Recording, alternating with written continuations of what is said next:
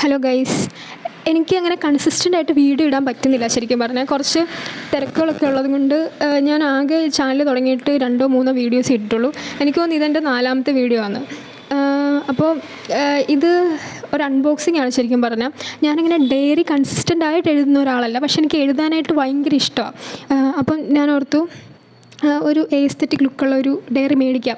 അപ്പം അങ്ങനെ മേടിച്ചാൽ നമുക്ക് എഴുതാൻ തോന്നിയാലോ എന്നോർത്തിട്ട് ഒരു ഡയറി മീഷോയിൽ നിന്ന് ഓർഡർ ചെയ്തതാണ്. ഇതിന് ബിലോ 150 ആയിരുന്നു റേറ്റ്. ഞാൻ കറക്റ്റ് റേറ്റ് ഓർക്കുന്നില്ല.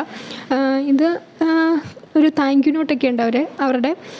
നല്ല രസമാണ് ശരിക്കും പറഞ്ഞാൽ. എനിക്ക് കണ്ടപ്പോൾ തന്നെ ഫസ്റ്റ് ലുക്ക് ഭയങ്കര ഇഷ്ടപ്പെട്ടു. ഞാൻ വിചാരിച്ചില്ല എക്സാക്ട്ലി സെയിം സാധനം തന്നെ കൈ കിട്ടുമെന്ന്. പക്ഷേ എക്സാക്ട്ലി ഞാൻ ആ പിക്ക് ഓർഡർ ചെയ്യുമ്പം കണ്ട അതേ സെയിം പ്രോഡക്റ്റ് അതേപോലെ നമ്മുടെ കയ്യിലോട്ട് വെച്ച് തന്ന പോലെ ഉണ്ട്. നല്ല ഭംഗിയുണ്ട് കാണാനായിട്ട്.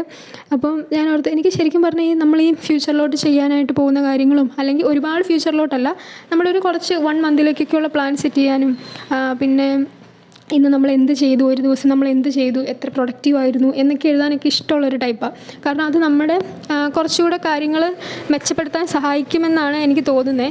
പിന്നെ കുറേ യൂട്യൂബേഴ്സിൻ്റെ വീഡിയോസ് ഞാൻ കാണാറുണ്ട്. അപ്പോൾ അവരുടെയൊക്കെ അവർ ജേണൽ ചെയ്യുന്നു, അവർ ഡയറി എഴുതുന്നു, അങ്ങനെയൊക്കെ കേൾക്കുമ്പോൾ എനിക്കും തോന്നാറുണ്ട് എന്തുകൊണ്ട് എനിക്ക് എഴുതിക്കൂടാ.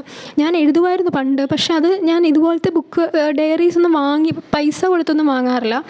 നമ്മുടെ കയ്യിലുള്ള നോട്ട്ബുക്കുകളൊക്കെ ഒന്ന് യൂസ് ചെയ്തിട്ടാണ് അത് ചെയ്തുകൊണ്ടിരുന്നത്.